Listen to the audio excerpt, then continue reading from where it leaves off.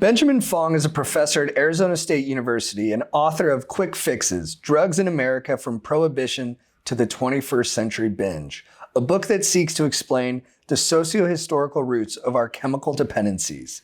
He is the Associate Director of ASU's Center for Work and Democracy. Welcome to the show. Hey, thanks for having me. How you doing? Good. What's the best drug to do in capitalism? Ooh, that's a good question. So I take the question to speak to what is the drug that sort of most spiritually captures like the essence of capitalism? Yeah, and if you're living in a capitalist society, this is the best one to do. I think it's got to be amphetamines. I mean, amphetamines are sort of the American dream in pharmacological form. What do amphetamines do?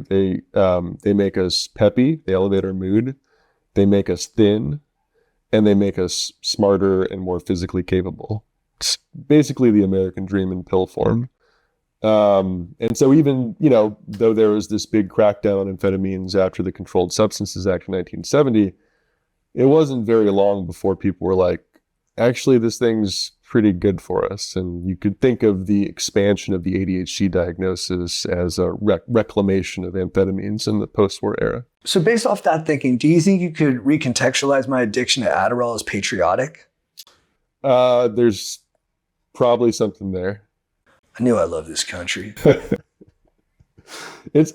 really think it's the prototypical American drug. I mean, it does all the things that we want from a drug, and it's also very dangerous. What's the best drug to do in socialism? We'll see when we get there. Yeah, I guess it would be weed though, right? I don't know. Does Che Guevara stay in Cuba and not go to Bolivia if he's ripping bongs? If you could snort cocaine with any entrepreneur, who would it be? That's an interesting question. I'll pass on that as well, though. Wait, no, dude, come on. We can talk about it after the interview. No, come on, say somebody. No, I can't say. I really like. Wouldn't it be Elon? No. Gosh, no. You don't like him? I'm not an Elon fan. Did you like him more before he bought Twitter? So he's an interesting case because he's too out there to be a good capitalist, Yeah. Like most rich people, they want to make a ton of money and then disappear from public life. And they play it safe. And he wants to be on Twitter doing weird things. And that's a kind of interesting case, right? But it just feels like he's just going to be in prison in a decade. It's just like it's too much going on that's too wild. And I think you're right. Yeah. But I do think I think a mistake that people make when they think about him is they underestimate his intelligence. They think he's like a Steve Jobs where he's just like a conceptual thinker, but he doesn't have like hard science, like horsepower. I actually think he's smarter than people think when it comes to all that stuff. Yeah. I mean, I think that, like with the various endeavors, like I can't see a great future for Tesla unless their charging infrastructure becomes crucial.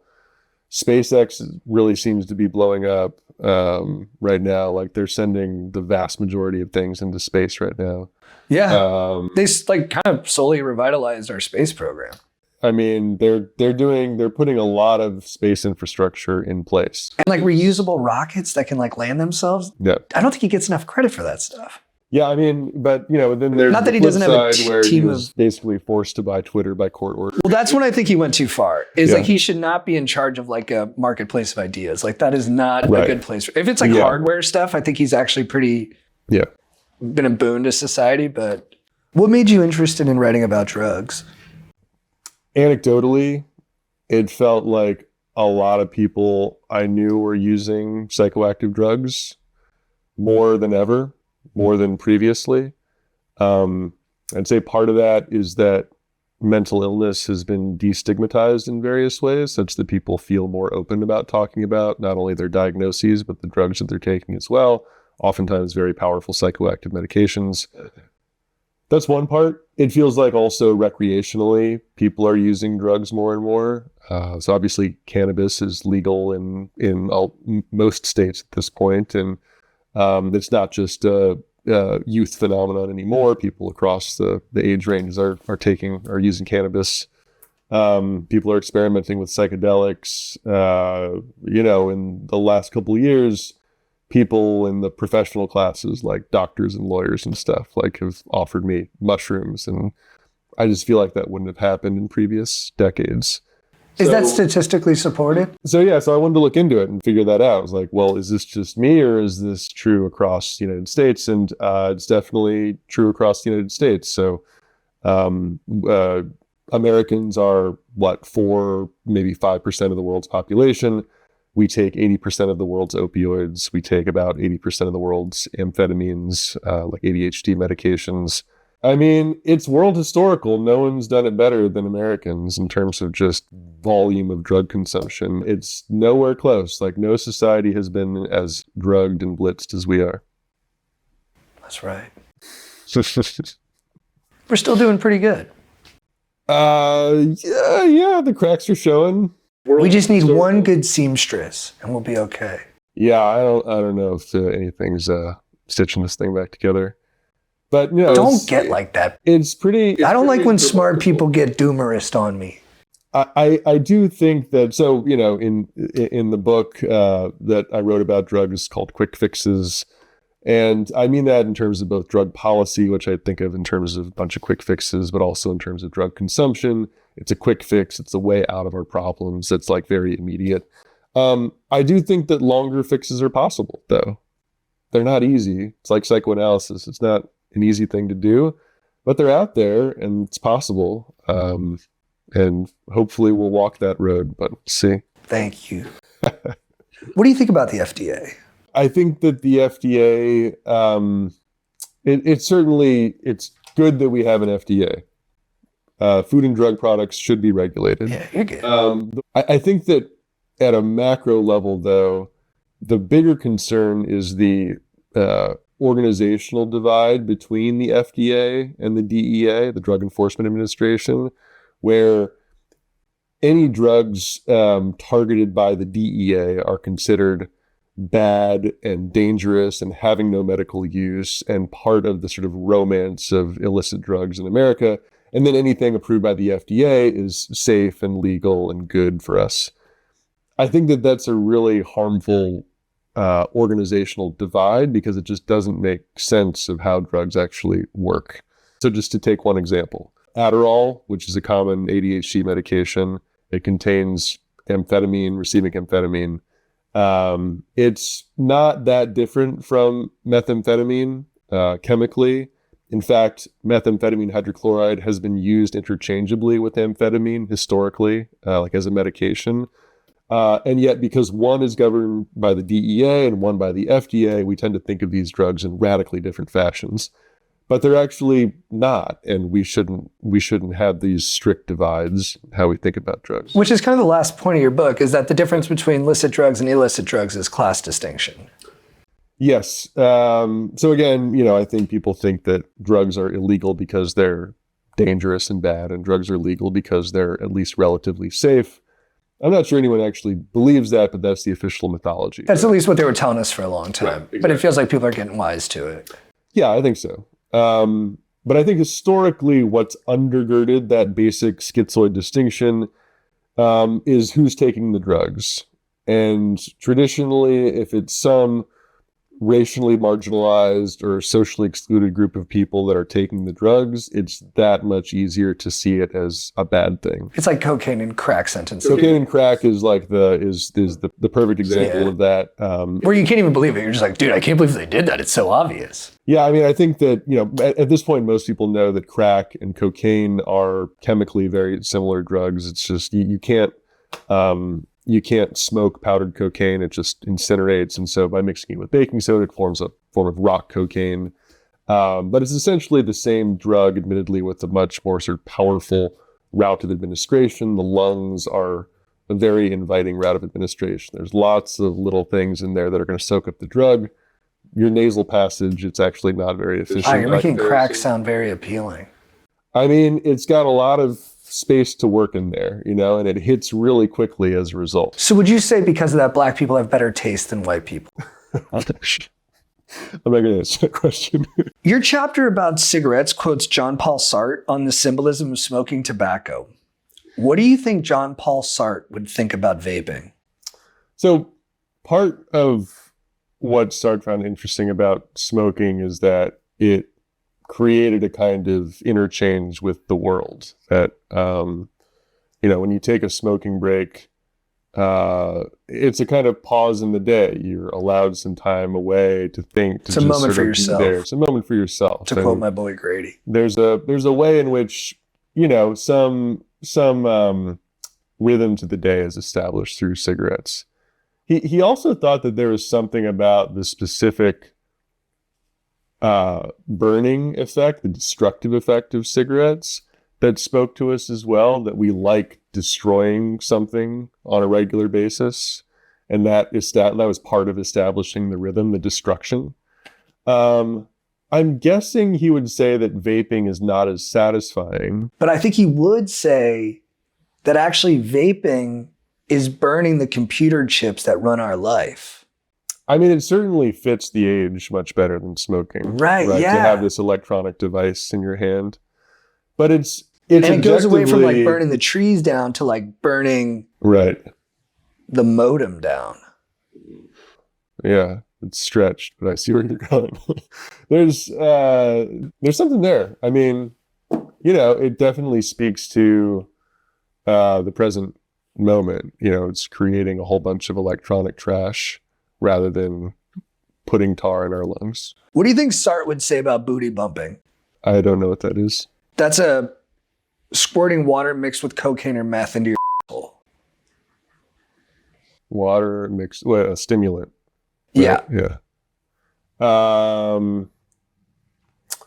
I don't know. I like that you're taking it serious, though. Keep going with it, because it's really funny that you're taking it serious. I mean, it's an oddball exercise to think about the existential significance of cigarette smoking, and so why not think about the same thing with regard to modern practices? I don't know how prevalent that is. It's obviously the first time I'm hearing about it. I would guess he would find something also related to the specificities of modern culture. Let me take it for a walk. Yeah, please. So Sartre said he had never had a sad day in his life, right? Because people often argue that with existentialism, it's a bummer. Because you're saying this is all there is. But if this is all there is, then this is all there is.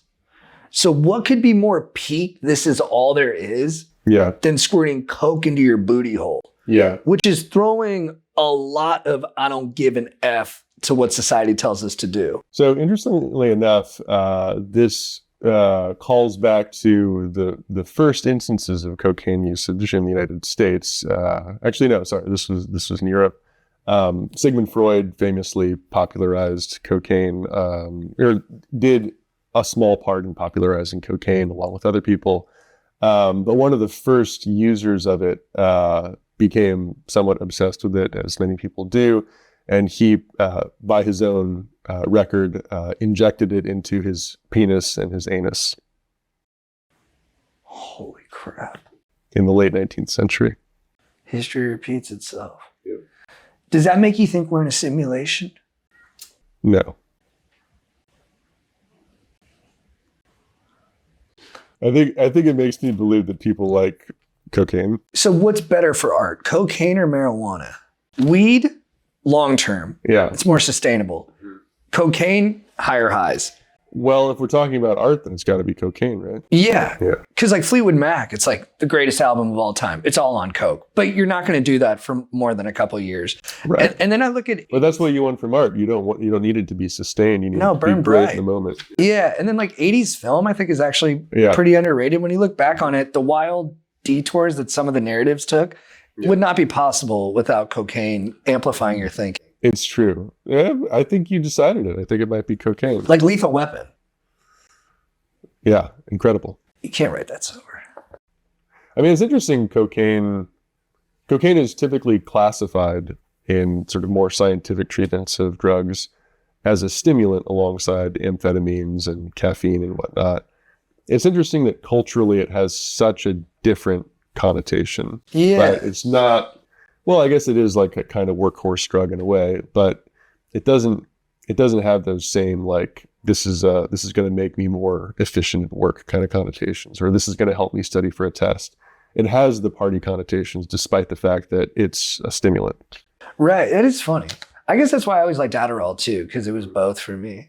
Yeah, I mean, in a way, they can be. I mean, they can't be used interchangeably, but they have very similar profiles as drugs, but radically different cultural connotations. Which drug has the worst art? The worst art. I mean, it's got to be psychedelics, right? Yeah. Yeah. I mean, psychedelics in general, I think that it produces something insufferable. I mean, they're wonderful drugs in some ways. Hearing people talk about their psychedelic experiences has to be one of the worst forms of human conversation. And, you know, I mean, part of it is like, it's, you know, you're touching upon the ineffable. Like you're reaching a point where you're reaching the maximum of human. But you're literally capacities. Like regurgitating significance. You're without the tools to do so. Yeah. You're just spitting back. You're like, dude, it was epic. Like, isn't this epic? Yeah. You're like regurgitating the epic. Something like that, yeah, and it's pretty insufferable. And it's like it's only good going in; it's not good coming out.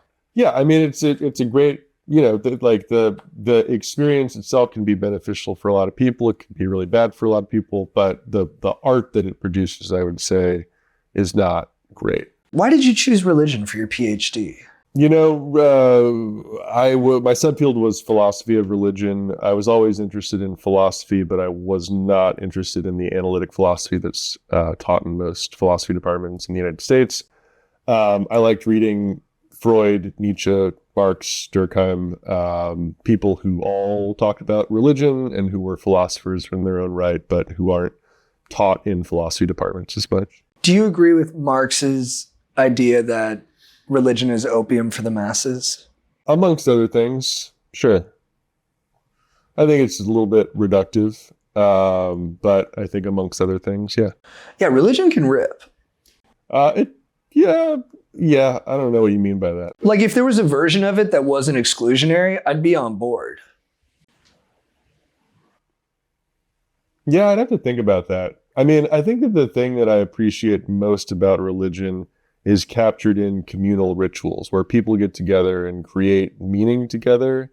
And oftentimes we'll be worshiping some external entity, but it feels like the social communal aspect of it matters the most. And that's pretty key, I think. Do you have a scientific understanding of why ritual is so paramount to the human experience? No, I mean, I think that there are... You know, I tend to be like, just, you know, go back to the classics.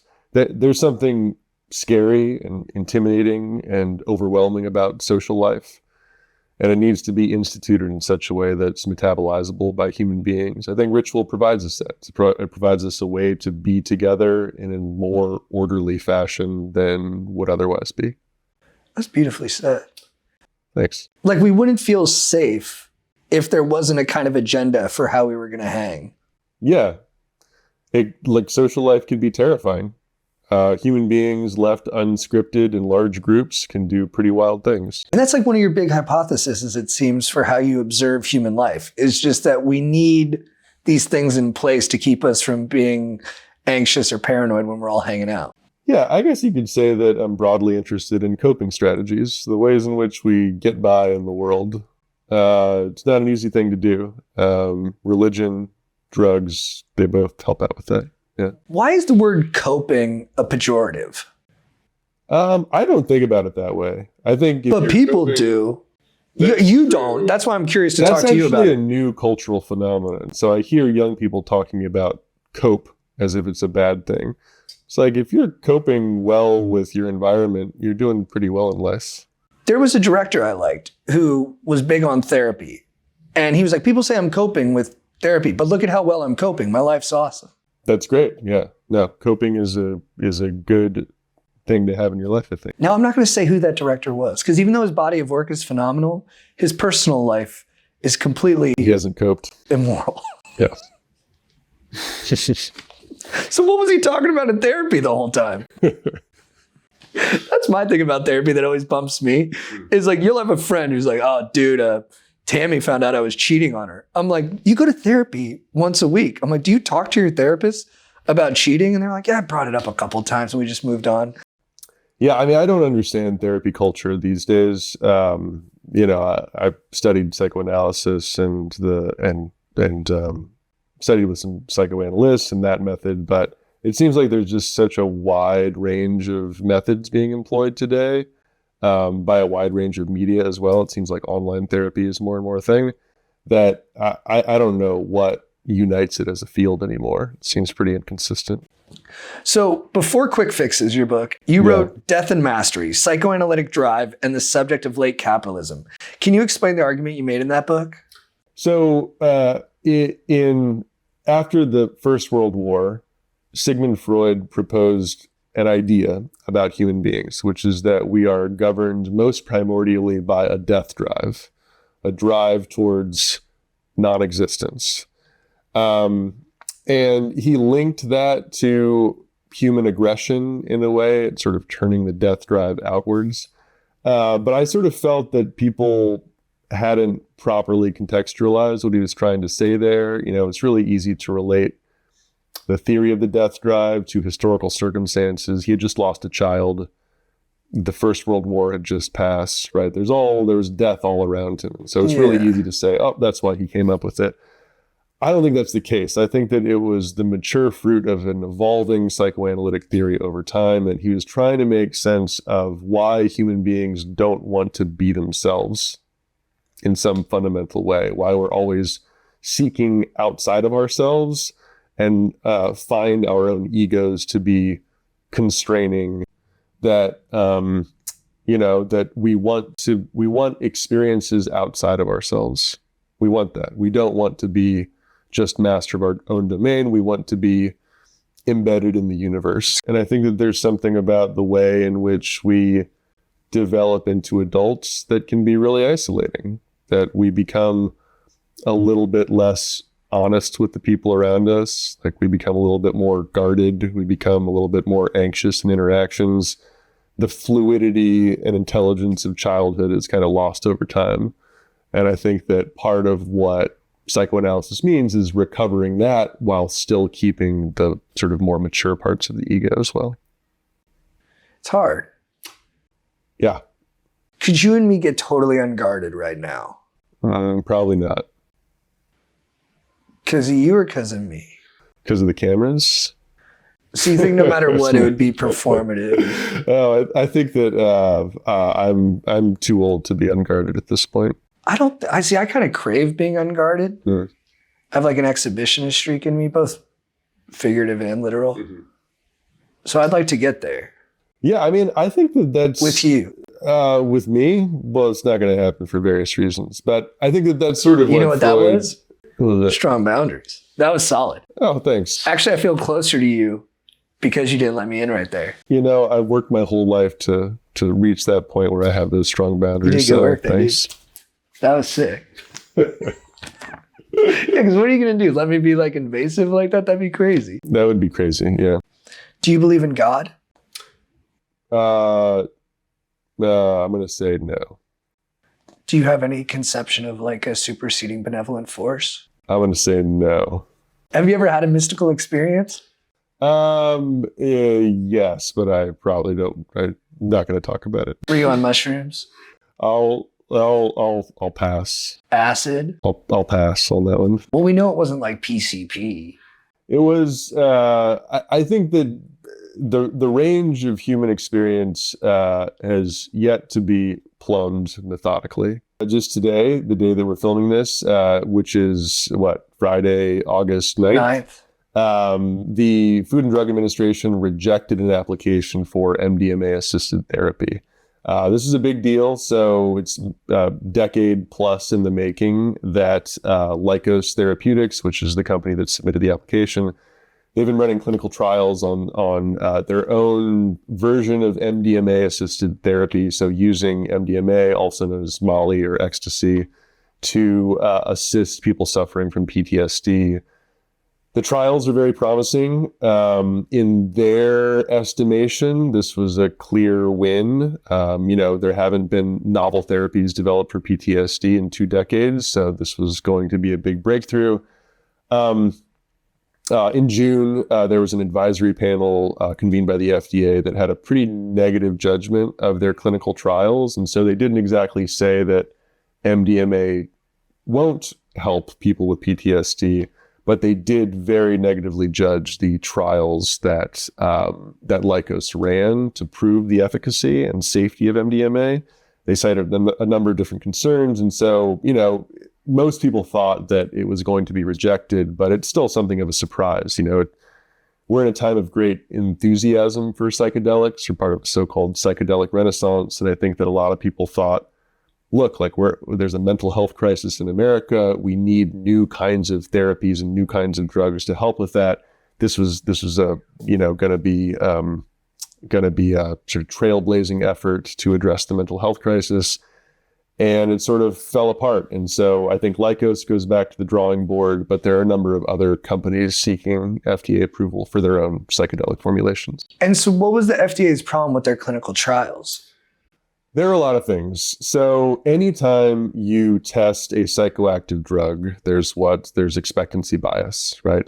Especially with psychedelics for people who are, there's supposed to be like one group taking a placebo and one group taking the actual drug.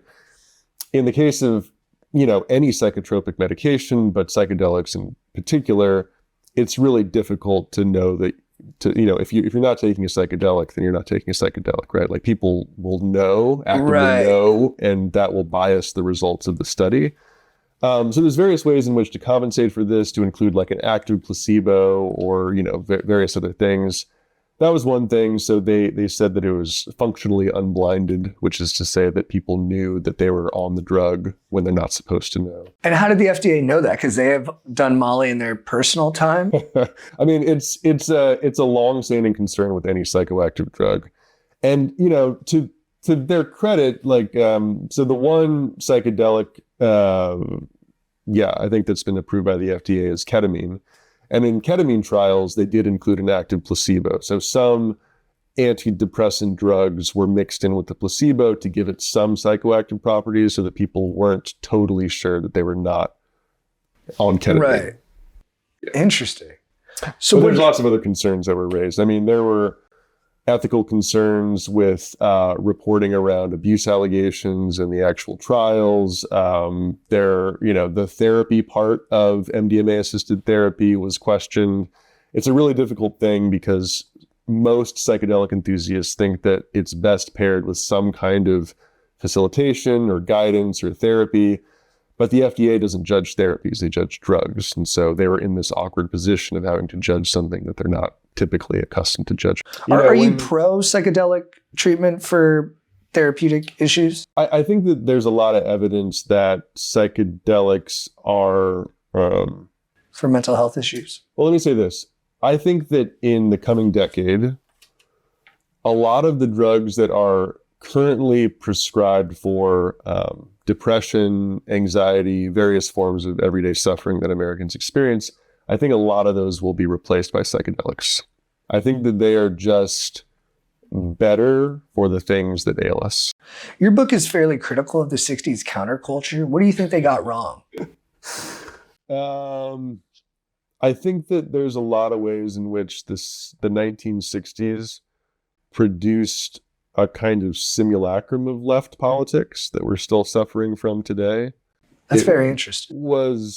I mean, I sort of think that there's an old tradition of leftism and socialism in America that goes back to, goes back to the formation of labor unions and sort of radicalism in the late 19th century.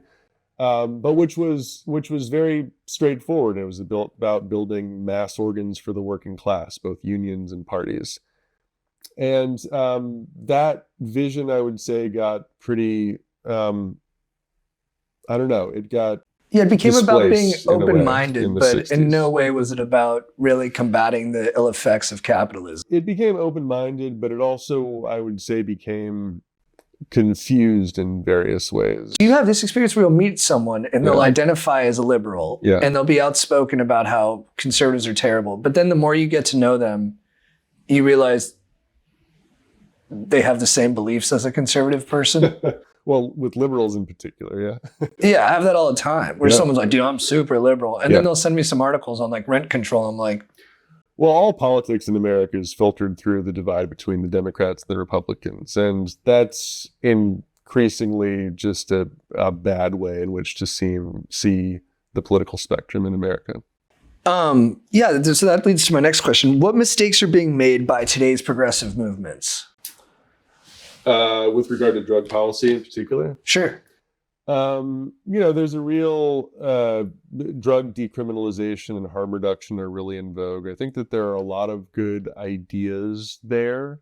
I think in a better society, drugs would be legalized or decriminalized in some ways that made more sense than it's being rolled out today. I think to some extent, decriminalization efforts have put the cart before the horse. So there was one prominent one in Oregon that was passed by a ballot initiative in 2020. It was since repealed just earlier this year by the Oregon legislature because it was broadly deemed a failure. I think that what happened there... That's kind of hilarious though, right? By the legislature? Which part? No, that they were like, hey, we tried it. And it turned out there was a lot more crazy people.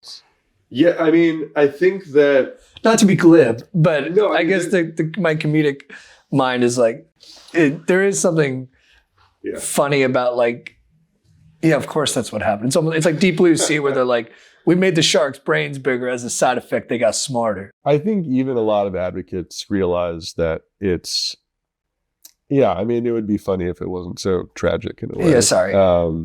I make that mistake sometimes. No, I mean, I appreciate that you're thinking about the real human cost of it. Well, yeah, I mean, there's that, but it's also just a policy error as well. So in Oregon, they rolled out the decriminalization before they made treatment programs more robust. And in that sense, they really got it backwards. And so they allowed drugs into the state without providing mechanisms for people to get clean if they wanted to. And so you saw this spike in visible drug usage, which is not great for a lot of communities. And understandably, people complained about what was going on. Oh, so you're saying like you can't just decriminalize the drug. You also have to have healthcare and rehabilitation programs in place so that when people do take the drugs, which should be legal, there needs to be a safety net to keep them from becoming the worst version of themselves. I think that's the sort of broad, it gets to the broad thesis of quick fixes. I think that we think about drug policy in a silo. We think about the drugs themselves and the addiction and the treatment programs, but this is part of a broader context of the failure of the American healthcare system. I think that the real fix, the long fix, the real fix is fixing the healthcare system. Drug policy is an adjunct to that, but until we get to that, like robust public funding for a decent healthcare system, we're always going to be putting the cart before the horse. It does seem to be the only argument that matters. Are we giving people like more at bats? Do you know what I mean? Sort of. Just explain a little more. I guess what bums me out is like, as a person who grew up affluent, people say you're born on third base, you think you hit a triple. Right. I think that's a really poor visual representation of it. I like baseball. Yeah. But first of all, being born on third base doesn't mean anything. You're not home yet. To me, what it more is that you're given infinite at bats without being cut from the team. That's a better metaphor. And I guess that's the thing that I would most like to see from most Americans is the opportunity to strike out and still get back into the box again. I think that's right. And it speaks to another part of it as well. Like, I think that even if we had that more robust healthcare system where, there were actual like drug treatment options, for instance, but not just that, but other forms of healthcare that allowed people to, it's essentially preventative care that would stop people from being in that situation in the first place. Even if we had that, people would still be suffering materially in other ways. There would still be widespread. Well, that's why the other part of your book is the federal jobs guarantee. Yeah. I think that would do a lot as well. I mean, in my estimation, there's a real crisis of work in America that, the growth of the service sector economy has not been great for unions. It hasn't been great for, for wages. And there's a lot of really useful work to be done there that could be done on the public dollar. and I hope is done. There's all these abandoned oil wells that are littering the country. Just, hiring people to cap those would be meaningful work that could be, paid for by the federal government. And so what's stopping us from doing that? A lot of different things. I would say that we don't believe in public investment anymore. When the New Deal was being rolled out, and Franklin Roosevelt was creating all these alphabet programs, he didn't, roll it out as a subsidy to private corporations, right? He didn't say, oh, we're going to create this program where we provide private corporations a subsidy to do X, Y, or Z. He said, no, we're just going to hire a bunch of people to do this. And so the Civilian Conservation Corps, for instance, which built a lot of parks that I enjoy to this day, the federal government hired a bunch of guys to go build parks, and they did it. And they're still in existence. And so it's a testament to public investment, a belief in public investment. For various reasons, people think the government can't do that kind of thing anymore. And maybe they can't in a lot of ways, but it's a muscle that they can rebuild. No, I think it's probably the biggest issue we're facing as a nation is that we have no confidence in our institutions. Well, speaking to those drugs questions, partially because I just want to make it clear, I think of the book as a very sober book in a lot of ways. It's not written from the perspective of drug enthusiasm because I'm not a drug enthusiast. I think that both drug prohibitionism and excessive drug enthusiasm really get in the way of understanding both the benefits and the harms that drugs actually do for us. So I think that it behooves us to be pretty sober-minded about drugs, there's an objective truth about what drugs do for us out there that has been historically clouded by this schizoid alternation between drug peddling and drug prohibitionism. And the book's trying to get beyond that dichotomy. Oh, that was beautifully said, man. Thanks. And I think a lot of us want to be where you're describing, where it's not the people who are like, drugs fix everything. And then oh dude, if you do shrooms, you'll be Steve Jobs. And then and then the other people who are like, if you do drugs, you will die. And it's responsible for the decay of society. And I know a lot of functioning people who do drugs and are fine with it, but let's maybe lessen the conversation around the drugs and make it more about the reason people do drugs and how they get better when they're on the drugs. I think we're long overdue for a grown-up conversation about drugs.